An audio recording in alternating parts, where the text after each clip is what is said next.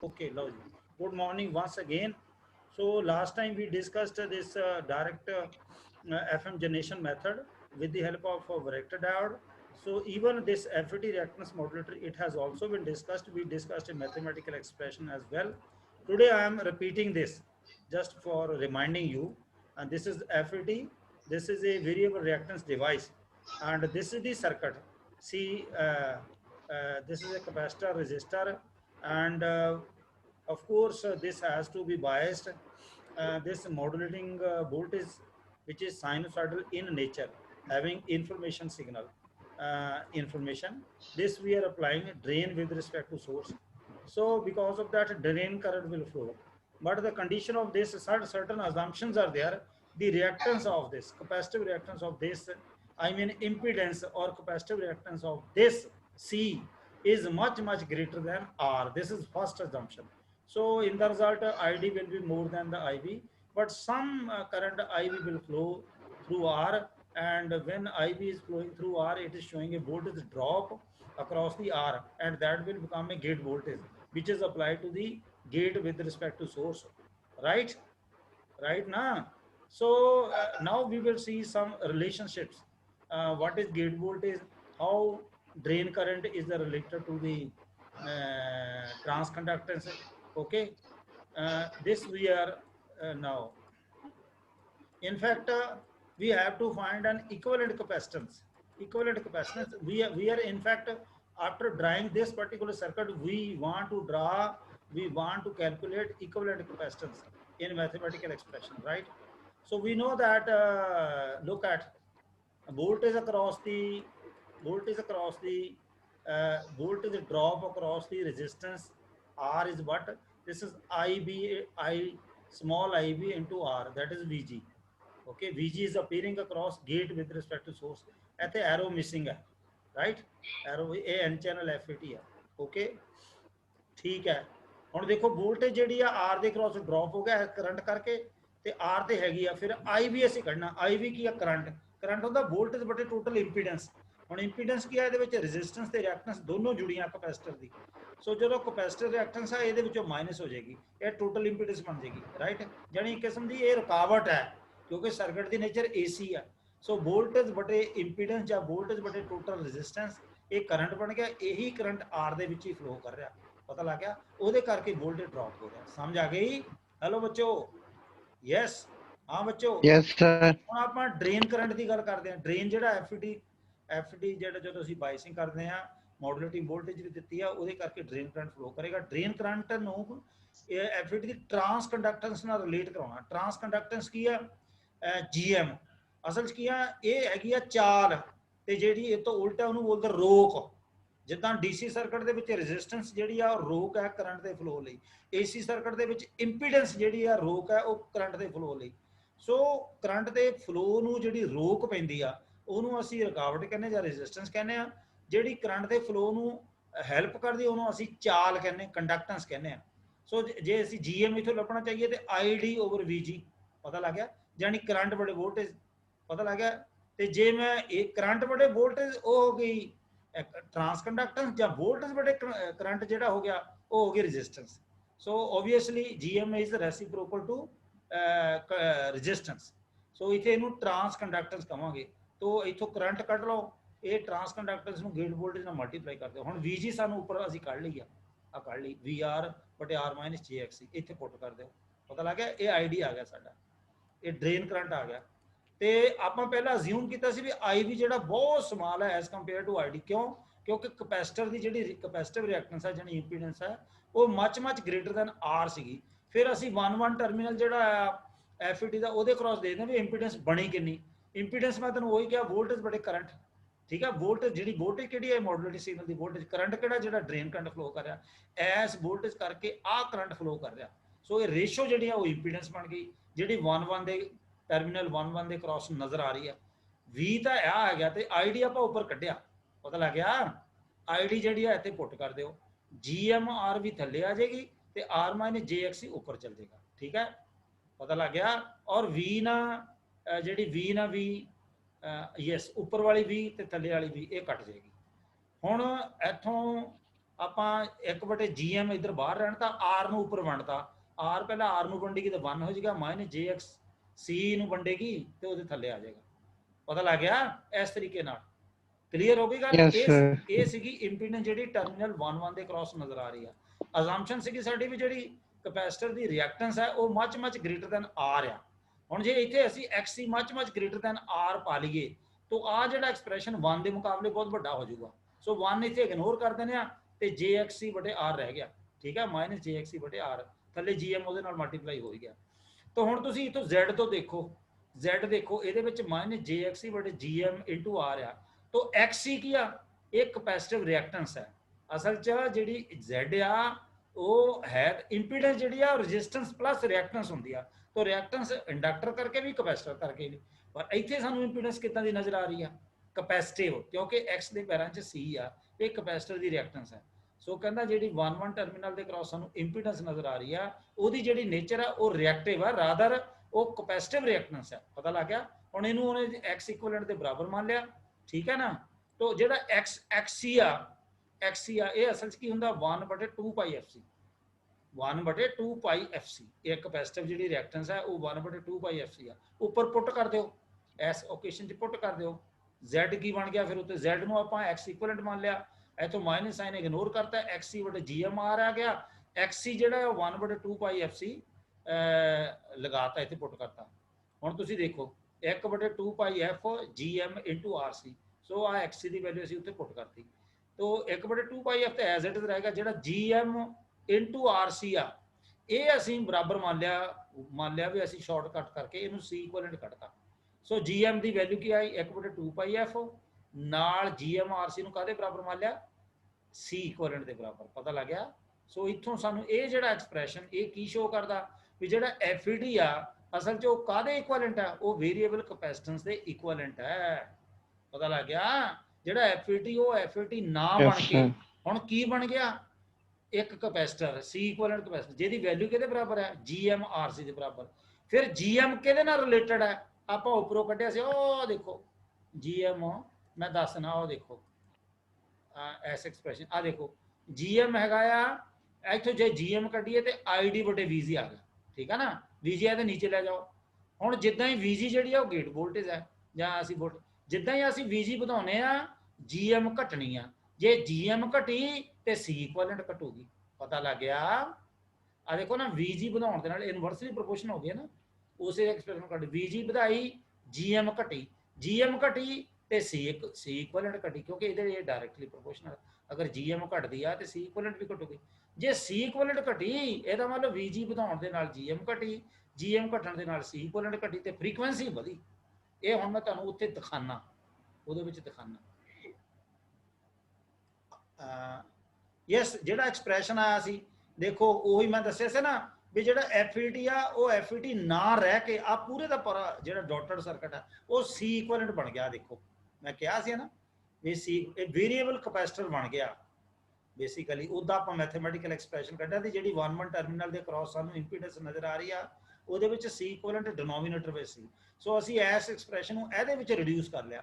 ਹੁਣ ਜਦੋਂ ਇਹਨੂੰ ਮੋਡੂਲੇਟਿਵ ਸਿਗਨਲ ਦੇਣਾ ਆਪਾਂ ਦੇਖਿਆ ਨਹੀਂ ਸੀ ਵੀ ਜਿੱਥੇ ID ਜਿਹੜੀ ਆ ਜਿਹੜੀ ਆਪਾਂ ਕੱਢੀ ਨਹੀਂ ਸੀਗੀ C ਇਕੁਇਵਲੈਂਟ ਜਿਹੜੀ ਆ ਉਹ ਆਪਾਂ ਪਿੱਛੇ ਆ ਹੁਣ ਕੱਢ ਕੇ ਤੁਹਾਡੇ ਦੇਖੋ ਇੱਥੇ GM ਆ ਦੇਖੋ ਇਸ ਐਕਸਪ੍ਰੈਸ਼ਨ ਦੇ ਵਿੱਚ ਯੈਸ ਆ ਦੇਖੋ FET ਦੀ ਪਿਛਲੇ ਪਾਸੇ ਜਾਨ ਇੱਕ ਪਿਛਲੇ ਪੇਜ ਤੇ ਆ ਸੌਰੀ ਹਾਂ ਇੱਥੇ ਦੇਖੋ ID ਜਿਹੜੀ GM × VG ਤੇ GM ਕੀ ਆ ਗਈ ID/VG। ਠੀਕ ਹੈ, ID/VG। ਜਦੋਂ ਅਸੀਂ VG ਨੂੰ ਵਧਾਉਂਦੇ ਆ VG ਵਧੀ ਆ ਦੇਖੋ GM ਘਟੇਗੀ ਕਿਉਂਕਿ ਇਨਵਰਸਲੀ ਆ। ਜੇ GM ਘਟੀ ਤੇ C ਇਕੁਇਵਲੈਂਟ ਘਟੇਗੀ। ਸੋ ਅਸਲ 'ਚ ਉਹ ਸਾਰੇ ਦਾ ਸਾਰਾ ਜਿਹੜਾ ਇੰਪੀਡੈਂਸ 1 1 ਦੇ ਕ੍ਰਾਸ ਆ ਕਹਿੰਦਾ ਨਹੀਂ ਇਹ this expression shows that FET is equivalent to variable capacitor. ਅਸਲ 'ਚ FET ਹੁਣ ਕਾਹਦੇ ਬਰਾਬਰ ਬਣ ਗਿਆ? C ਇਕੁਇਵਲੈਂਟ ਦੇ। ਇਹੀ ਮੈਂ ਤੁਹਾਨੂੰ ਅਗਲੀ ਡਾਇਗਰਾਮ 'ਚ ਦਿਖਾ ਰਿਹਾ। ਆ ਦੇਖੋ FET ਕਾਹਦੇ ਬਰਾਬਰ ਬਣ ਗਿਆ? C ਇਕੁਇਵਲੈਂਟ ਦੇ। ਆ ਗੱਲ ਕਲੀਅਰ ਹੋ ਗਈ? ਹੈਲੋ ਬੱਚੋ, हाँ स्टूडेंट्स, मैं दोबारा ये 3 4 बार मैं करा रहा। हाँ भाई बच्चों क्लियर हो गई गल? हेलो हाँ जी सर। हाँ तो C इक्विवेलेंट वेरी करेगी। ठीक नहीं? तो मैं उत्थे देखो उस एक्सप्रेशन च कहता सी पिछे कि देखो जे आ देखो नीचे आ जाने आप देखो जे VG ਵਧਦੀ ਆ ਤੇ GM ਘਟੇਗੀ, GM ਘਟੇਗੀ ਤੇ C ਇਕੁਇवेलेंट ਘਟੇਗੀ, ਔਰ C ਇਕੁਇवेलेंट ਘਟੇਗੀ ਤੇ ਫ੍ਰੀਕੁਐਂਸੀ ਵਧੇਗੀ। ਇਹ ਮੈਂ ਤੁਹਾਨੂੰ ਅਗਲੇ ਐਕਸਪ੍ਰੈਸ਼ਨ ਦਿਖਾਣਾ। ਆ ਦੇਖੋ GM ਘਟੇਗੀ ਤੇ C ਇਕੁਇवेलेंट ਘਟੇਗੀ, ਕਿਹਦੇ ਵਧਣ ਨਾਲ? VG ਦੇ ਵਧਣ ਦੇ ਨਾਲ। ਆ VG ਆ, ਆਪ ਸਮਝ ਆ ਗਈ? ਆ VG ਆ ਜਿਹੜਾ ਸਿਗਨਲ ਹੈ VG, ਇਹਦੇ ਵਧਣ ਦੇ ਨਾਲ G ਇਕੁਇवेलेंट ਤੇ C ਇਕੁਇवेलेंट ਘਟਦੀ ਆ, ਪਰ ਐਂਪਲੀਟਿਊਡ ਵਧਣ ਦੇ ਨਾਲ ਫ੍ਰੀਕੁਐਂਸੀ ਤਾਂ ਵਧਣੀ ਆ, ਸੋ ਫ੍ਰੀਕੁਐਂਸੀ ਵੱਧ ਗਈ। ਪਤਾ ਲੱਗ ਗਿਆ? ਪਤਾ ਲੱਗ ਗਿਆ? ਹੁਣ ਮੈਕਸਿਮਮ ਪੋਜ਼ਿਟਿਵ ਤੋਂ 0 ਆਈ, ਫਿਰ 0 ਤੋਂ ਮੈਕਸਿਮਮ ਨੈਗੇਟਿਵ ਆਈ। ਇਸ ਕੇਸ ਦੇ ਵਿੱਚ ਵੋਲਟੇਜ ਜਿਹੜੀ ਆ ਘਟ ਰਹੀ ਆ। ਹਾਂ ਘਟ ਰਹੀ। ਹੁਣ VG ਜਦੋਂ ਘਟੀ, GM ਤੇ C ਇਕੁਇवेलेंट ਵਧਣੀ ਆ। ਇੱਥੇ GM ਤੇ C ਇਕੁਇवेलेंट ਵਧੀ, ਇਹ ਉੱਪਰ ਲਿਖ ਲਓ ਇਨਕਰੀਜ਼, ਥੱਲੇ ਫ੍ਰੀਕੁਐਂਸੀ ਘਟੀ, ਕਿਉਂਕਿ GM ਇਕੁਇवेलेंट ਤੇ GM ਤੇ C ਇਕੁਇवेलेंट ਵਧਣ ਦੇ ਨਾਲ ਜਿਹੜੀ ਫ੍ਰੀਕੁਐਂਸੀ ਘਟਣੀ, ਕਿਉਂਕਿ ਐਂਪਲੀਟਿਊਡ ਘਟ ਰਿਹਾ। ਪੋਜ਼ਿਟਿਵ ਮੈਕਸਿਮਮ ਤੋਂ 0 ਆ ਰਿਹਾ, 0 ਤੋਂ ਨੈਗੇਟਿਵ ਮੈਕਸਿਮਮ ਆ ਰਿਹਾ। ਹੁਣ ਫਿਰ ਨੈਗੇਟਿਵ ਮੈਕਸਿਮਮ ਤੋਂ 0 ਵੱਲ ਜਾ ਰਿਹਾ, ਜਾਨੀ ਵੱਧ ਰਿਹਾ। ਫਿਰ G मतलब वोल्टेज बढ़ रही है, फिर GM ਤੇ C ਇਕੁਇवेलेंट ਘਟੇਗੀ और फ्रीक्वेंसी ਵਧੇਗੀ। अब समझ आ गई? ਇੱਥੇ ਸੈਕੰਡ ਕੇਸ ਦੇ ਵਿੱਚ GM ਤੇ C ਇਕੁਇवेलेंट ਘਟਣੀ ਆ, ਇਹ ਧਿਆਨ ਰੱਖਿਓ। ਪਤਾ ਲੱਗ ਗਿਆ? ਨਹੀਂ GM ਤੇ ਸੌਰੀ GM ਤੇ C ਇਕੁਇवेलेंट ਇਸ ਕੇਸ ਚ ਵਧਣੀ ਆ, ਫ੍ਰੀਕੁਐਂਸੀ ਘਟਣੀ ਆ। ਇਹ ਕਰੈਕਸ਼ਨ ਕਰ ਲਿਓ। ਪਹਿਲੇ ਕੇਸ ਚ ਵੀ GM ਤੇ C ਇਕੁਇवेलेंट ਘਟੇਗੀ ਐਂਪਲੀਟਿਊਡ ਦੇ ਵਧਣ ਦੇ ਨਾਲ ਤੇ ਫ੍ਰੀਕੁਐਂਸੀ ਵਧੇਗੀ। ਥਰਡ ਕੇਸ ਚ ਵੀ GM ਤੇ C ਇਕੁਇवेलेंट ਘਟੇਗੀ ਐਂਪਲੀਟਿਊਡ ਦੇ ਵਧਣ ਦੇ ਨਾਲ, ਕਿਉਂਕਿ ਨੈਗੇਟਿਵ ਮੈਕਸਿਮਮ ਤੋਂ 0 ਵੱਲ ਜਾ ਰਿਹਾ, ਮਤਲਬ ਵੋਲਟੇਜ ਵੱਧ ਰਹੀ ਆ ਤੇ ਫ੍ਰੀਕੁਐਂਸੀ ਵੱਧ ਰਹੀ ਆ। ਪਰ ਸੈਕੰਡ ਕੇਸ ਦੇ ਵਿੱਚ ਕੀ ਹੈ, ਜਿੱਥੇ ਮੈਕਸਿਮਮ 0 ਤੋਂ ਮੈਕਸਿਮਮ ਪੋਜ਼ਿਟਿਵ ਵੋਲਟੇਜ ਤੋਂ 0 ਤੋਂ ਨੈਗੇਟਿਵ ਮੈਕਸਿਮਮ, ਇਸ ਕੇਸ ਦੇ ਵਿੱਚ GM ਤੇ C ਇਕੁਇवेलेंट ਵੱਧਦੀ ਆ ਪਰ ਫ੍ਰੀਕੁਐਂਸੀ ਘਟਦੀ ਆ। ਆ ਗੱਲ ਹੋ ਗਈ? ਆ ਦੇਖੋ ਥੱਲੇ FM ਜਨਰੇਟ ਹੋ ਗਈ ਹੈ ਨਾ। Hello students. ਹਾਂਜੀ ਹਾਂ ਹਾਂਜੀ ਸਰ। ਹਾਂ ਇਸ ਤਰੀਕੇ ਨਾਲ ਇਹ ਐਕਸਪ੍ਰੈਸ਼ਨ ਤੁਸੀਂ ਮਤਲਬ ਇਹ ਜਿਹੜਾ ਐਕਸਪ੍ਰੈਸ਼ਨ ਤੁਸੀਂ ਨੋਟ ਕਰਕੇ ਰੱਖਣਾ। ਅਸਲ 'ਚ ਉਹਨੇ ਕਿਹਾ ਕੀ ਆ, ਜਿਹੜਾ ਪਿੱਛੇ ਮੈਂ ਫਿਰ ਪਿਛਲੇ ਪੇਜ ਤੇ ਚਲ ਜਾਣਾ ਜਿੱਥੇ ਆ ਡਾਇਗਰਾਮ ਦਿੱਤੀ ਸੀ, ਇਹ ਮੈਂ 3-4 ਵਾਰੀ ਕਰਾਤਾ ਬੇਟੇ ਤੁਹਾਨੂੰ, ਠੀਕ ਨਹੀਂ? ਠੀਕ ਨਹੀਂ? ਆ ਕਹਿੰਦਾ ਅਸਲ 'ਚ ਕੀ ਹੈ ਕੀ ਆ, ਜਿਹੜੀ C ਇਕੁਇवेलेंट ਆ, it can be set to any original value by adjusting R and C values, क्योंकि C इक्विवेलेंट ਜਿਹੜੀ ਆ ਉਹ ਦੇਖੋ ਅਸੀਂ ਮੰਨੀ ਕਿਦਾਂ ਸੀ, C ਇਕੁਇवेलेंट ਜਿਹੜੀ ਆਈ ਸੀ ਉਹ GM into RC ਆਈ ਸੀ, तो R ਤੇ C ਦੀ ਵੈਲਿਊ ਚ ਚੇਂਜ ਕਰਕੇ ਅਸੀਂ C ਇਕੁਇवेलेंट ਆਪਣੇ ਹਿਸਾਬ ਨਾਲ ਰੀਜਨਲ ਵੈਲਿਊ ਦੇ ਐਡਜਸਟ ਕਰ ਸਕਦੇ। ਕਹਿੰਦਾ R ਤੇ C ਇਹ ਤੋਂ ਵੇਰੀ ਕਰੋ, C ਇਕੁਇवेलेंट ਅਸੀਂ ਸੈੱਟ ਕਰ ਲਵਾਂਗੇ ਐਜ਼ ਦੀ ਕਰੈਕਟ ਮੈਂਸ਼ਨ। ਸੋ ਜਿਹੜਾ ਕਿਉਂਕਿ ਆ C ਇਕੁਇवेलेंट GM into RC ਦੇ ਬਰਾਬਰ ਆ, ਠੀਕ ਆ। तो ਇਹਦਾ ਮਤਲਬ ਆ ਤਿੰਨਾਂ ਦਾ ਜਿਹੜਾ ਪ੍ਰੋਡਕਟ ਹੈ ਉਹਦੇ ਡਾਈਮੈਂਸ਼ਨ ਕਾਹਦੇ ਆ? ਕਪੈਸਿਟੈਂਸ ਵਰਗੇ, ਕਿਉਂਕਿ ਇਹਦੇ ਬਰਾਬਰ ਹੈ। ਸੋ ਆਪਾਂ ਕੰਡੀਸ਼ਨ ਕੀ ਮੰਨੀ ਸੀ ਵੀ ਜੇ X is much greater then R, ਅਗਰ ਇਹ ਕੰਡੀਸ਼ਨ ਸੈਟੀਸਫਾਈ ਨਹੀਂ ਹੁੰਦੀ, ਅਗਰ ਆਹ ਕੰਡੀਸ਼ਨ ਸੈਟੀਸਫਾਈ ਨਹੀਂ ਹੁੰਦੀ, ਫਿਰ ਜਿਹੜੀ ਇੰਪੀਡੈਂਸ ਆ ਜਿਹੜੀ ਸਾਨੂੰ ਨਜ਼ਰ ਆ ਰਹੀ ਟਰਮੀਨਲ 1-1 ਤੇ, ਉਹਦੀ ਨੇਚਰ ਪਿਓਰਲੀ ਫਿਰ ਰਿਐਕਟਿਵ ਨਹੀਂ ਹੋਊਗੀ। ਸਮਝ ਆ ਗਈ? ਰਿਐਕਟਿਵ ਨਾ ਹੋਣ ਕਰਕੇ ਉਹ ਕਿੱਦਾਂ ਦੀ ਬਣ ਜਾਊ? ਉਹ ਰੈਜ਼ਿਸਟੈਂਸ ਬਣ ਜਾਊ। ਸਮਝ ਆ ਗਈ? ਜਾਨੀ XC ਉਸ ਵੇਲੇ ਫਿਰ NR ਜਾਨੀ कैरियर फ्रीक्वेंसी ਤੇ ਉਹ ਤਕਰੀਬਨ n ਕੀ ਹੈ ਇਹਦੇ 5 ਤੋਂ 10 ਚ ਵੇਰੀ ਕਰਦਾ, तो XC ਹੁੰਦੀ ਆ 1/2 ਪਾਈ FC। ਆ ਦੇਖੋ ਨਾ XC ਕਹਿੰਦਾ NR ਬਣ ਜਾਣਾ, ਇਹਨੂੰ ਇਹਦੇ ਬਰਾਬਰ ਰੱਖ ਲਾ, ਇਥੋਂ C ਕੱਢ ਲਾ, C ਉਧਰ ਲੈ ਕੇ NR ਥੱਲੇ ਆ ਗਿਆ, तो ठीक है ओमेगा ਦੀ ਵੈਲਿਊ 2 ਪਾਈ F ਪੁੱਟ ਕਰ ਦੇ। ਸਮਝ ਆ ਗਈ? तो ਇਹ ਠੀਕ ਹੈ। ਹੁਣ C ਦੀ ਵੈਲਿਊ ਜਿਹੜੀ ਇਹ ਆ, ਇਹ ਇੱਥੇ ਅਸੀਂ ਐਡਜਸਟ ਕਰ ਸਕਦੇ ਹਾਂ C ਇਕੁਇवेलेंट ਦੇ ਵਿੱਚ GM into RC ਦੇ ਵਿੱਚ। ਆ C ਦੀ ਵੈਲਿਊ ਇੱਥੇ ਪੁੱਟ ਕਰ ਦਿਓ, GMR ਉੱਪਰ ਆ ਜਾਣਾ, ਥੱਲੇ 2 ਪਾਈ FNR, R ਨਾਲ ਕੱਟ ਕੇ ਬਾਕੀ ਐਕਸਪ੍ਰੈਸ਼ਨ ਹੈ ਗਿਆ। ਸੋ C ਇਕੁਇवेलेंट ਅਸੀਂ ਐਦਾਂ ਵੀ ਕੱਢ ਸਕਦੇ ਹਾਂ। ਕਲੀਅਰ ਹੋ ਗਈ ਗੱਲ? ਸਿੰਪਲ ਜੀ ਗੱਲ ਹੈ। ਇੱਥੋਂ ਦੇਖੋ ਜੇ ਫ੍ਰੀਕੁਐਂਸੀ ਵੱਧਦੀ ਹੈ ਤੇ C ਇਕੁਇवेलेंट ਘਟੇਗੀ, C ਇਕੁਇवेलेंट ਘਟੇਗੀ, C ਇਕੁਇवेलेंट ਘਟੇਗੀ ਤੇ G ਇਕੁਇवेलेंट ਵੀ ਘਟੇਗੀ। ਕਲੀਅਰ ਹੋ ਗਈ? ਇੱਥੋਂ ਵੀ ਕਲੀਅਰ ਹੋ ਗਿਆ। ਸੋ ਇਹ ਤਾਂ ਸੀਗਾ ਆਪਾਂ ਇੱਕ ਗੱਲ ਮੰਨੀ ਸੀ। ਹੁਣ ਮੈਂ ਇੱਕ ਗੱਲ ਮੰਨੀ ਸੀ, ਆਹ ਐਕਸਪ੍ਰੈਸ਼ਨ ਹੋ ਗਿਆ, ਆ ਵੀ ਹੋ ਗਈ ਗੱਲ। ਉਹ ਕਹਿੰਦਾ ਕਈ ਕੰਡੀਸ਼ਨ ਕਹਿੰਦਾ FET ਦੇ ਵਿੱਚ ਐਦਾਂ ਦੀਆਂ ਕੰਡੀਸ਼ਨ ਵੀ ਉੱਪਰ ਆ ਸਕਦੀਆਂ, ਉੱਪਰ R ਆ ਸਕਦਾ, ਥੱਲੇ C ਆ ਸਕਦਾ। ਫਿਰ ਇਹਦਾ ਇਕੁਇवेलेंट ਸਰਕਟ ਐਦਾਂ ਦਾ ਬਣਨਾ, ਇੱਥੇ ਵੇਰੀਏਬਲ ਰਿਐਕਟਰ ਬਣ ਗਈ, ਰਿਐਕਟੈਂਸ ਬਣ ਗਈ, ਠੀਕ ਨਹੀਂ? ਜਾਨੀ FET ਕੱਲਾ FET ਨਾ ਰਹਿ ਕੇ ਐਦਾਂ ਦਾ ਬਣ ਗਿਆ। ਸੈਕੰਡ ਕੇਸ ਕੀ ਆ, ਆ ਲਾ ਲਓ, ਇੱਥੇ ਇੰਡਕਟਰ ਦੀ ਕਪੈਸਿਟਰ ਇੰਡਕਟਰ ਰਿਐਕਟੈਂਸ R ਤੋਂ ਬਹੁਤ ਜ਼ਿਆਦਾ। ਅਸਲ 'ਚ ਉੱਪਰ ਆ ਹੋਣਾ ਸੀਗਾ ਬੇਟੇ, ਇਹਨੇ ਗਲਤ ਬਣਾਇਆ। ਉੱਪਰ ਆ ਕੋਇਲ ਹੋਣੀ ਸੀ, ਥੱਲੇ R ਹੋਣੀ ਸੀ, ਠੀਕ ਹੈ ਨਾ? ਉੱਪਰ ਇੱਥੇ ਕੋਇਲ ਨਜ਼ਰ ਹੋਣੀ ਸੀ, ਆ ਕੋਇਲ, ਥੱਲੇ ਰੈਜ਼ਿਸਟੈਂਸ ਦਾ ਸਿੰਬਲ ਹੋਣਾ। ਸੋ ਕਈ ਗਲਤੀਆਂ ਮੈਂ ਦੇਖਿਆ ਕੀਤੀਆਂ। तो इंडक्टिव रिएक्टेंस इस केस ਦੇ ਵਿੱਚ ਇਹਦੇ ਨਾਲੋਂ ਕਿਤੇ ਜ਼ਿਆਦਾ ਆ। अगर इदा भी आ गए डजन मैटर, अगर इदा भी आ गए डजन मैटर, ठीक नहीं। पर ਇਹਦਾ इक्विवेलेंट सर्किट ਤੁਸੀਂ देखो आ बन गया। ਹੁਣ ਇੱਥੇ ਉਹਨੇ एल इक्विवेलेंट बनाई आ, जद कि ये एल इक्विवेलेंट ना बन के सी इक्विवेलेंट दिखा रहा। सो इतने देखा ना ऊपर वो दिखा रहा ऊपर, हाँ ऊपर एल इक्विवेलेंट वेरीएबल दिखा रहा, इतने इतने भी एल इक्विवेलेंट आनी है, इतने भी कॉयल ही आनी है। समझ आ गई? हाँ बोलो। तीसरे केस ਦੇ ਵਿੱਚ तीसरे केस ਦੇ ਵਿੱਚ ਆ देखो आर ਤੇ एल इधर आ गए, ਇੱਥੇ आर ਦੀ ਰਿਐਕਟੈਂਸ ਰੈਜ਼ਿਸਟੈਂਸ ਜਿਹੜੀ ਐਕਸਲ ਨਾਲੋਂ ਬਹੁਤ ਜ਼ਿਆਦਾ। ਸੋ ਐਫਈਡੀ ਦੀ ਜਿਹੜੀ ਅਸਲ 'ਚ ਕੀ ਆ ਕਿ ਇਕੁਇਵਲੈਂਟ ਸਰਕਟ ਇਦਾਂ ਦੇ ਬਣਦੇ ਆ। ਸੋ ਜ਼ਰੂਰੀ ਨਹੀਂ ਤੁਸੀਂ ਆ ਤਿੰਨੋਂ ਕਰਨੇ ਆ ਜਿਹੜੇ ਤਿੰਨ ਮੈਂ ਸਰਕਟ ਦਿਖਾ ਲਏ, ਇੱਕ ਆ ਆਰਐਲ ਸਰਕਟ ਦਿਖਾ ਲਿਆ, ਆ ਵੀ ਆਰਐਲ ਇੰਡਕਟਿਵ ਸਰਕਟ ਹੈ, ਉਹ ਆਰਸੀ ਇੰਡਕਟਿਵ ਸਰਕਟ ਹੈ। तो ये जरूरी नहीं है, तुसी पहला ही केस कर सकते हो। ये जस्ट उन्हें पर तुहाडी सिंपलिसिटी लिए शो किया कि अगर आर उपर सी थले एल उपर आर थले, ठीक है, उन्होंने इक्विवेलेंट सर्किट किदां दे बनदे आ। क्लीयर हो गई गल? हाँ जी, होर पुछो। हाँ दसो की पूछ रहे सी, जल्दी करिए सर। ਉਹ ਜਿਹੜਾ ਕਪੈਸਿਟਰ ਦੇ ਵਿੱਚ ਲਾਈਨ ਵੱਜੀ ਹੋਈ ਸੀ, ਉਹ ਵੇਰੀਏਬਲ, ਉਹ ਐਰੋ ਜਿਹੜਾ ਸ਼ੋ ਕਰਦਾ ਵੀ ਕਪੈਸਿਟਰ ਦੀ ਕਪੈਸਿਟੈਂਸ ਜਿਹੜੀ ਵੇਰੀ ਕਰ ਰਹੀ ਹੈ, ਚੇਂਜ ਹੋ ਰਹੀ। ਜੇ ਵਿੱਚ ਲਾਈਨ ਨਾ ਵਜੇ ਫਿਰ ਉਹ ਫਿਕਸਡ ਕਪੈਸਿਟੈਂਸ ਹੈ। ਮੰਨ ਲਓ ਇੱਕ ਕਪੈਸਿਟਰ ਆ, ਉਹਦੀ ਵੈਲਿਊ ਮੰਨ ਲਓ ਮੈਂ ਕਹਿੰਦਾ ਕਿ 470 ਮਾਈਕਰੋਫੈਰਡ ਹੈ ਜਾਂ 2700 ਮਾਈਕਰੋਫੈਰਡ ਹੈ, ਉਹ ਫਿਕਸਡ ਵੈਲਿਊ ਆ।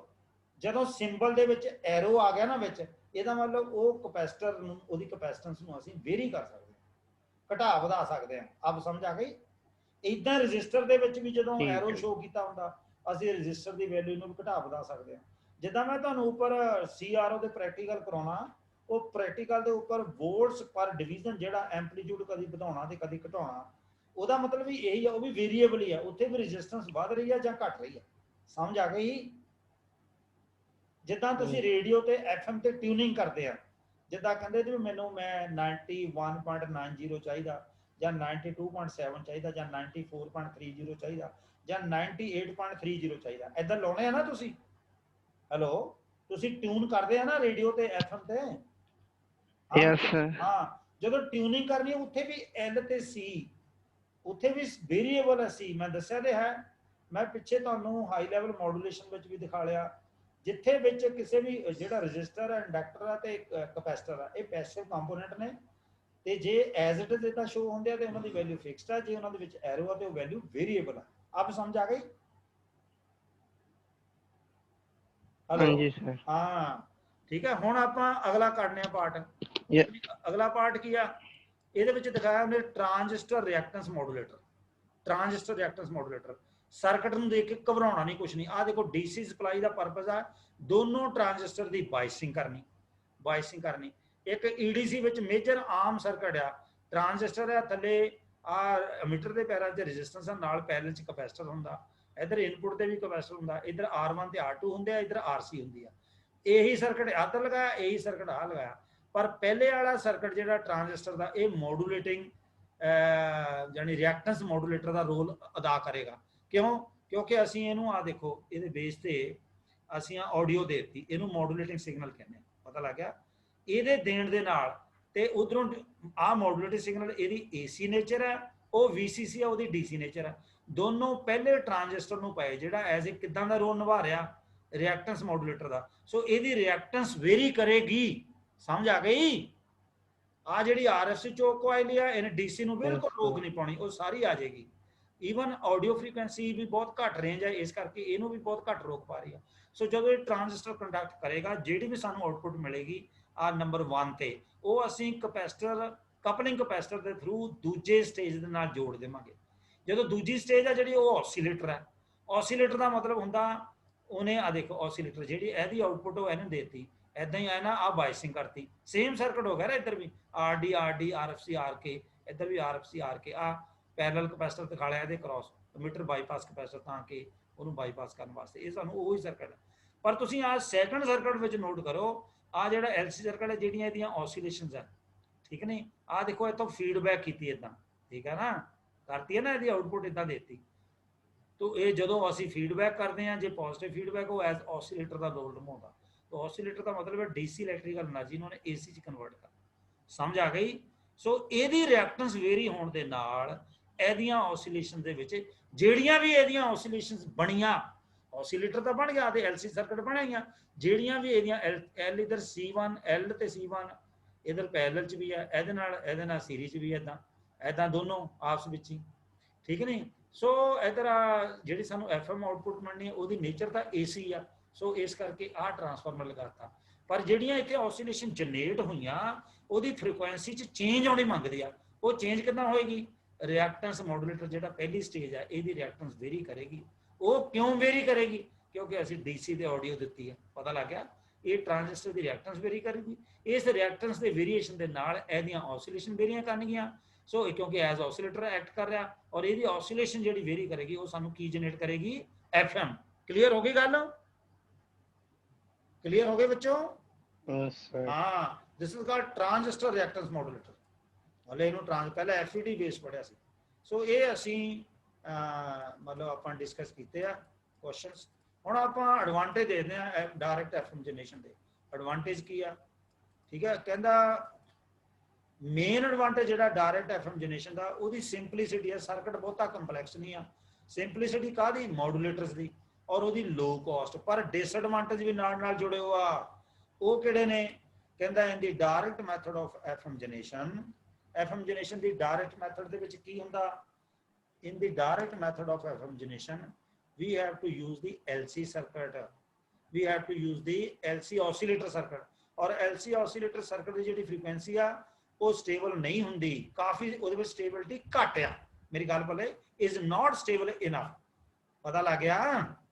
ਜਿਹੜੇ LC oscillator circuit ਆ ਜਿਹੜੀ ਉਹਨੇ ਫ੍ਰੀਕੁਐਂਸੀ ਜਨਰੇਟ ਕਰਨੀ ਆ ਉਹ ਚ ਸਟੇਬਿਲਿਟੀ ਘੱਟ ਆ। ਇਹ ਇਹਦਾ ਡਿਸਐਡਵਾਂਟੇਜ ਆ। so therefore it is not possible to use such oscillators for the communication or broadcasting purpose। ਹੁਣ ਮੰਨ ਲਓ ਅਸੀਂ ਕੋਈ ਬਹੁਤ ਅਹਿਮ ਇਨਫੋਰਮੇਸ਼ਨ ਕਮਿਊਨੀਕੇਟ ਕਰ ਰਹੇ ਹਾਂ ਜਾਂ ਬ੍ਰੌਡਕਾਸਟ ਕਰ ਰਹੇ ਹਾਂ, ਤੇ ਜੇ ਫ੍ਰੀਕੁਐਂਸੀ ਸਟੇਬਿਲਿਟੀ ਹੈ ਹੀ ਨਹੀਂ ਤੇ ਸਾਡੀ ਜਿਹੜੀ ਹੈ ਇਨਫੋਰਮੇਸ਼ਨ ਹੈ ਜਾਂ ਜਿਹੜੀ ਵੈਲਿਊਏਬਲ ਇਨਫੋਰਮੇਸ਼ਨ ਹੈ ਉਹ ਕਿਤੇ ਨਾ ਕਿਤੇ ਖਰਾਬ ਹੋ ਜਾਏਗੀ, ਡਿਟੀਰੀਓਰੇਟ ਹੋ ਜਾਏਗੀ, ਜਾਂ ਲਾਸ ਹੋ ਜਾਏਗੀ, ਜਾਂ ਡਿਸਟੋਰਟ ਹੋ ਜਾਏਗੀ। therefore we have to use a scheme। ਫਿਰ ਕੀ ਕਰੀਏ? ਫਿਰ ਕਿਹੜੀ ਸਕੀਮ ਯੂਜ਼ ਕਰੀਏ? ਇਨ ਵਿੱਚ ਵੀ ਕੈਨ ਯੂਜ਼ ਦੀ ਕ੍ਰਿਸਟਲ ਆਸੀਲੇਟਰ। ਉਹ ਕੀ ਕਰਦੀ ਆ? ਕ੍ਰਿਸਟਲ ਆਸੀਲੇਟਰ ਅਸੀਂ ਯੂਜ਼ ਕਰਾਂਗੇ ਤਾਂ ਕਿ ਫ੍ਰੀਕੁਐਂਸੀ ਜਿਹੜੀ ਕੈਰੀਅਰ ਫ੍ਰੀਕੁਐਂਸੀ ਉੱਤੇ ਕੰਟਰੋਲ ਰਵੇ, ਕੈਰੀਅਰ ਫ੍ਰੀਕੁਐਂਸੀ ਦੇ ਵਿੱਚ ਜਿਹੜੀ ਸਟੇਬਿਲਿਟੀ ਰਵੇ। तो ਅਸੀਂ LC ਆਸੀਲੇਟਰ ਦੀ ਬਜਾਏ ਹੁਣ ਕਿਹੜਾ ਆਸੀਲੇਟਰ ਯੂਜ਼ ਕਰਨਾ? ਸ਼ਾਬਾਸ਼, ਕ੍ਰਿਸਟਲ ਆਸੀਲੇਟਰ। ਕ੍ਰਿਸਟਲ ਆਸੀਲੇਟਰ ਦਾ ਪਰਪਸ ਆ, ਇਹ ਵੀ ਆਸੀਲੇਟਰ ਹੈ ਪਰ ਇਹਨੇ ਸਟੇਬਲ ਫ੍ਰੀਕੁਐਂਸੀ ਜਨਰੇਟ ਕਰਨੀ। ਸਮਝ ਆ ਗਈ? समझ आ गई बच्चों? Yes sir. हाँ ठीक है। तो आ एक रिएक्टर्स मॉड्यूलेटर ਦੇ ਬੇਸ ਤੇ ਇੱਕ ਦਾ ਨੂਮੈਰੀਕਲ ਦਿੱਤਾ, ਇਹ ਤੁਸੀਂ ਦੇਖ ਸਕਦੇ ਆ। ਠੀਕ ਨਹੀਂ? ਠੀਕ ਨਹੀਂ? ਇਹ ਦੇਖ ਸਕਦੇ ਆ। ਹੁਣ 8-9 ਮਿੰਟ ਰਹਿ ਗਿਆ ਅਜੇ, 9-10 ਮਿੰਟ ਹੀ ਰਹਿੰਦੇ ਅਜੇ। ਠੀਕ ਨਹੀਂ? ਜਿਹੜਾ ਫ੍ਰੀਕੁਐਂਸੀ ਸਟੇਬਲਾਈਜ਼ਡ ਉਹ ਆਪਾਂ ਨੈਕਸਟ ਟਾਈਮ ਡਿਸਕਸ ਕਰਾਂਗੇ। ਫ੍ਰੀਕੁਐਂਸੀ ਸਟੇਬਲਾਈਜ਼ਡ ਰਿਐਕਟੈਂਸ ਮੋਡੂਲੇਟਰ, ਕਿਉਂਕਿ ਆਪਾਂ ਸਿਰਫ ਆ ਦੇਖੋ ਇੰਨੇ ਪੇਜ ਸੀਗੇ, ਉਹ ਆਪਾਂ ਡਿਸਕਸ ਨੈਕਸਟ ਟਾਈਮ ਕਰਾਂਗੇ। ਦੋ ਉਹ ਫਿਰ ਵੀ ਮੈਂ ਤੁਹਾਨੂੰ ਦੱਸਣਾ ਵੀ ਜਿਹੜਾ ਰਿਐਕਟਰਸ ਮੋਡੂਲੇਟਰ ਜਿਹੜੇ ਆ ਉਹ do not have a very good frequency stability. ਆਪਾਂ ਹੁਣੇ ਡਿਸਕਸ ਕਰਿਆ। ਆ ਦੇਖੋ ਫ੍ਰੀਕੁਐਂਸੀ ਸਟੇਬਲਾਈਜ਼ਡ ਰਿਐਕਟਰਸ ਮੋਡੂਲੇਟਰ ਕਿੰਨੀ ਵਾਰ ਆਇਆ। AFC ਦਾ ਮਤਲਬ ਹੈ ਆਟੋਮੈਟਿਕ ਫ੍ਰੀਕੁਐਂਸੀ ਕੰਟਰੋਲ। ਇੱਕ ਆਪਾਂ ਚਾਹੁੰਦੇ ਹਾਂ ਨਾ ਫ੍ਰੀਕੁਐਂਸੀ ਚ ਕੰਟਰੋਲ ਰਵੇ, ਸਟੇਬਿਲਿਟੀ ਰਵੇ, तो ਇਹਨੂੰ ਕਈ ਵਾਰ ਅਸੀਂ AFC ਵੀ ਕਹਿੰਦੇ ਹਾਂ। मैंने ये आपको बोलनी थी कि आप ਪਿੱਛੇ ਆਵਾਜ਼ ਬੰਦ ਕਰੋ ਬੱਚੋ। ਇਸ ਕਰਕੇ ਆ ਜਿਹੜੀ ਫ੍ਰੀਕੁਐਂਸੀ ਦੇਖੋ ਕਿੰਨੀ ਵਾਰ ਕੁਐਸਚਨ ਆਇਆ ਗਿਆ ਹੈ। ਇਹ ਤਾਂ ਪੁਰਾਣੀ ਕਿਤਾਬ ਹੈ, ਇਹਦੇ ਬਾਅਦ ਬਹੁਤ ਬੜੀ ਵਾਰ ਪੁੱਛਿਆ ਗਿਆ। ਠੀਕ ਨਹੀਂ? तो ਜਿਹੜਾ ਫ੍ਰੀਕੁਐਂਸੀ ਸਟੇਬਲਾਈਜ਼ਡ ਰਿਐਕਟੈਂਸ ਮੋਡੂਲੇਟਰ ਆ, ਇਹਨੇ ਪਹਿਲਾਂ ਇਹ ਦੱਸਿਆ ਵੀ ਜਿਹੜੇ ਆਪਾਂ ਪਹਿਲਾਂ ਰਿਐਕਟੈਂਸ ਮੋਡੂਲੇਟਰ ਪੜ੍ਹੇ ਆ ਡਾਇਰੈਕਟ, ਉਹਨਾਂ ਦੀ ਫ੍ਰੀਕੁਐਂਸੀ ਸਟੇਬਿਲਿਟੀ ਬਹੁਤੀ ਅੱਛੀ ਨਹੀਂ ਹੈ, ਚੰਗੀ ਨਹੀਂ, do not have a very good frequency stability. But it is if it is to be used in the broadcast application, then it must have a so ਅਸੀਂ ਜੇ ਉਹਨੂੰ broadcast ਜਾਂ communication purpose ਵਾਸਤੇ use ਕਰਨਾ ਜਾਂ even music application ਵਾਸਤੇ use ਕਰਨਾ, ਕਿਉਂਕਿ ਜਦੋਂ ਵੀ ਕਿਸੇ ਰੇਡੀਓ ਤੋਂ ਜਾਂ ਟੀਵੀ ਤੋਂ broadcasting ਹੁੰਦੀ ਆ ਤੇ ਅਸੀਂ ਕਹਿੰਦੇ ਕਿ ਇਨਫੋਰਮੇਸ਼ਨ ਡਿਸਟੋਰਟ ਨਾ ਹੋਵੇ, ਡਿਟੀਰੀਓਰੇਟ ਨਾ ਹੋਵੇ, ਉਹਦੇ ਵਿੱਚ ਕਿਸ ਤਰ੍ਹਾਂ ਦੀ ਕੋਈ ਗੜਬੜ ਨਾ ਹੋਵੇ। ਠੀਕ ਨਹੀਂ? ਸਿਗਨਲ ਦੇ ਵਿੱਚ ਨੋਇਜ਼ ਨਾ ਆਵੇ, ਉਹ ਡਿਸਪਰਸ ਨਾ ਹੋਵੇ। तो ਇਸ ਕਰਕੇ ਅਸੀਂ ਚਾਹੁੰਦੇ ਕਿ ਫ੍ਰੀਕੁਐਂਸੀ ਸਟੇਬਿਲਿਟੀ ਜ਼ਿਆਦਾ ਚਾਹੀਦੀ ਸਾਨੂੰ। पता लग गया? A high frequency stability can be obtained by using frequency stabilized reactance modulator। वो अगली फिगर शो किया, देख लाने भी उन्हें फिगर आ नहीं, ये वो पहले वाला पेज है। ठीक है? सो ये आप नेक्स्ट टाइम डिस्कस करांगे। क्लियर होगी गल? हाँ बच्चों, स्टूडेंट्स हाँ जी सर। हाँ तुसी जवाब हाँ नहीं जी दे सर। रहे। Yes sir. हुण तुसी सारे यस सर। सारे जने अपनी Yes, sir. वीडियो ऑन करो। यस आप अपनी सर। वीडियो ऑन सर करो सारे जने। मैं सारे नाल क्वेश्चन ऊपर ਪਿੱਛੇ ਆਵਾਜ਼ਾਂ ਆ ਰਹੀਆਂ ਪਰਿਵਾਰ ਫੈਮਿਲੀ ਦੇ ਵਿੱਚ, ਉਹਨਾਂ ਨੂੰ ਬੰਦ ਕਰੋ। ਸਾਰੇ ਜਣੇ ਆਪਣੀ ਵੀਡੀਓ ਔਨ ਕਰੋ। ਸਾਰੇ ਬੱਚੇ ਆਪਣੇ ਹਾਂ ਵੀਡੀਓ ਔਨ ਕਰੋ।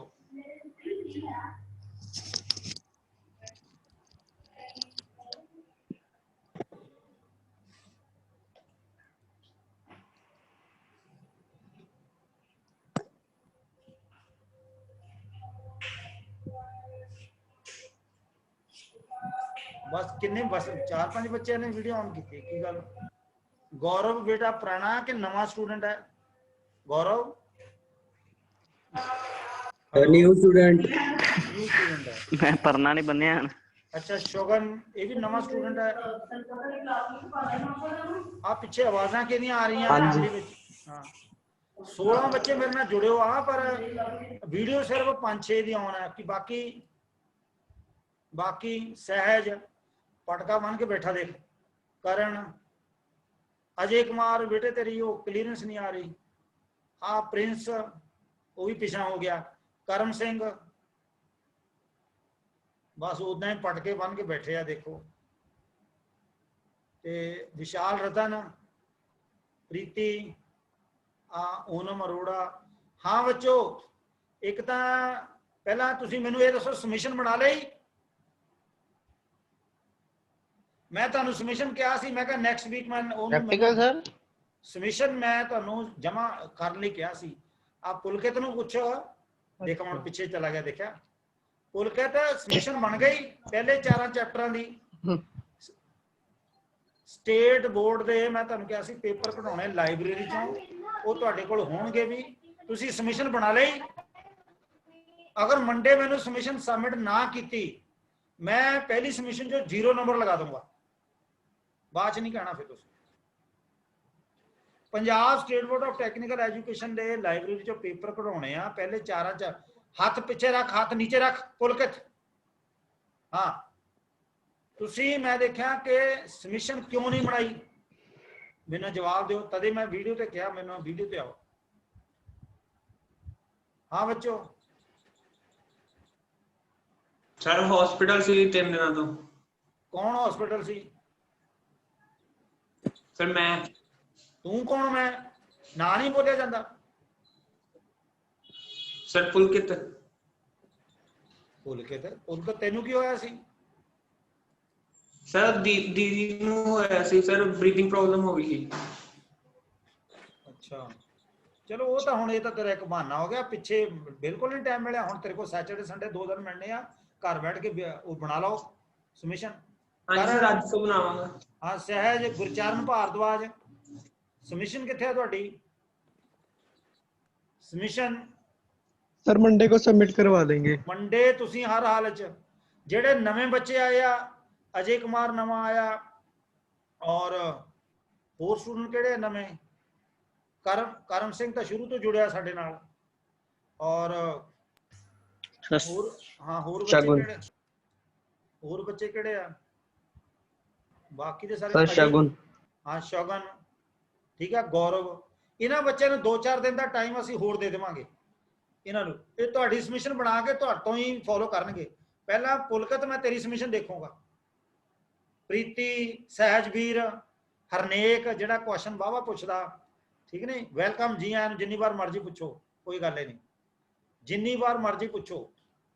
ते पर यह है भी सबमिशन मैं मंडे चेक करनी है जेडे पुराने स्टूडेंट है इनकलूडिंग करम सिंह, क्योंकि करम सिंह साडे नाल शुरू तो जुड़िया है। जेडे बच्चे 3 बाद 4 बाद जुड़े आ उन्हां दी सबमिशन तुहाडे तो बाद चेक करांगे। वो तुहाडी सबमिशन देख के ही सबमिशन बनाउणगे। और वो लड़की कित्थे है? नैंसी कित्थे है? हाँ प्रीति तू सबमिशन स्टार्ट की? हाँ बच्चे आवाज दियो। मंडे नू करा देंगे सर। मंडे नू करा देनी है। अजय कुमार तुसी स्टार्ट की? प्रिंस करण रोमले कोई हाँ जी सर स्टार्ट की सर। ਕੋਈ ਪਿਛਲੇ ਚਾਰਾਂ ਚੈਪਟਰਾਂ ਚੋਂ ਜਾਂ ਇਸ ਚੈਪਟਰ ਚੋਂ ਕੋਈ ਪ੍ਰੋਬਲਮ ਤੁਹਾਡੇ ਕੋਲ ਅਜੇ 2 ਮਿੰਟ ਤੇ 52 ਸੈਕਿੰਡ ਪਏ ਆ, ਪੁੱਛੋ ਜੋ ਪੁੱਛਣਾ, ਜੋ ਵੀ ਕਿਸੇ ਦੀ Sir? ਪ੍ਰੋਬਲਮ। ਹਾਂ ਬੋਲੋ। ਸਰ ਉਹ ਪੇਪਰ ਵਿੱਚ 2-3 ਕੁਐਸਚਨ ਬਾਰ-ਬਾਰ ਵੀ ਆਏ ਹੋਏ ਆ ਹਾਂ ਤੇ ਉਹ ਕਰਨਾ, ਉਹ ਤੁਸੀਂ ਕਰਨਾ ਲਿਖ- ਇੱਕੋ ਨਹੀਂ ਕਰਨਾ, ਇੱਕੋ ਵਾਰ ਆ ਬਸ। ਉਹ ਤੇ ਉਦਾਂ ਠੀਕ ਹੈ ਜੀ। ਆਪਣੀ ਆਸਾਨੀ ਵਾਸਤੇ ਉਦਾਂ ਉਹਦੇ ਈਅਰਸ ਲਿਖ ਲਿਓ ਵੀ ਆ ਇੰਨੇ ਸਾਲ ਚ ਆਇਆ, ਆ ਇੰਨੇ, ਜਿੱਦਾਂ ਹੁਣ ਮੈਂ ਤੁਹਾਨੂੰ ਆਟੋਮੈਟਿਕ ਫ੍ਰੀਕੁਐਂਸੀ ਜਿੱਦਾਂ ਆ ਮੈਂ ਦਿਖਾਇਆ, ਦੇਖੋ ਆ ਤੁਹਾਡੇ ਸਕਰੀਨ ਸ਼ੇਅਰ ਹੋ ਰਿਹਾ ਨਾ, ਆ ਦੇਖੋ ਆ ਦੇਖਿਆ ਨਾ, ਫ੍ਰੀਕੁਐਂਸੀ ਸਟੇਬਲਾਈਜ਼ਡ ਰਿਐਕਟੈਂਸ ਮੋਡੂਲੇਟਰ, ਇਹ 2000 ਚ ਵੀ ਆਇਆ, 1 ਚ ਵੀ ਆਇਆ, 3 ਚ।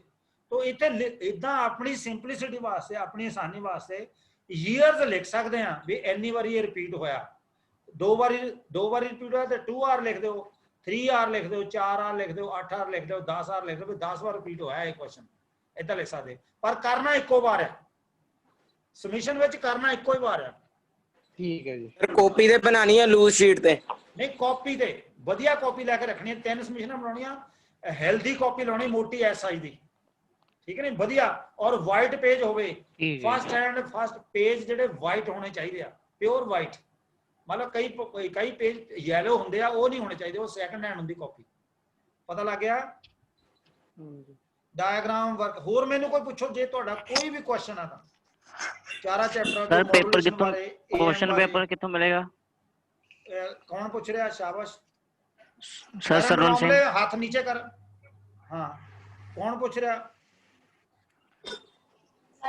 सरवण सिंह सर। हाँ सरवण सिंह, तुसी बेटे क्वेश्चन पेपर ਤੁਹਾਨੂੰ ਅਸੀਂ ਜੇ ਕਹੋ ਤੇ ਆਪਣਾ ਮਨੀਸ਼ ਸਚਦੇਵਾ ਤੁਹਾਨੂੰ ਮੇਲ ਵੀ ਕਰ ਦੇਣਗੇ, ਮੇਲ ਕਰ ਦੇਣਗੇ ਜਾਂ WhatsApp ਕਰ ਦੇਣਗੇ, ਪਤਾ ਲੱਗ ਗਿਆ? Okay sir.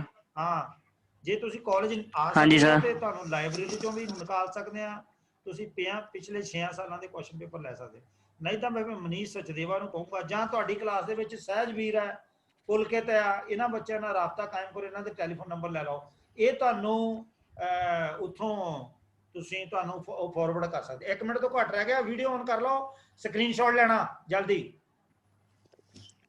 ਸਕਰੀਨਸ਼ਾਟ ਸਾਰੇ ਵੀਡੀਓ ਔਨ ਕਰੋ, ਸਕਰੀਨਸ਼ਾਟ ਲੈਣਾ और ले लो भाई फटाफट, जल्दी करो, अटेंडेंस नहीं होती फिर कंपाइल, जल्दी कर लो। सर फिलअप्स वगैरह भी करने हैं? हाँ सारा कुछ सेक्शन ए बी सी तीनों करने हैं। प्रीति ले लो, गुरचंद भारद्वाज ले लो, फटाफट जल्दी ठीक है सर। हाँ स्क्रीनशॉट ले लो जल्दी, लेने लगा sir. Okay okay okay okay, good luck, हो गया, ठीक है, best wishes, good luck, have a good day.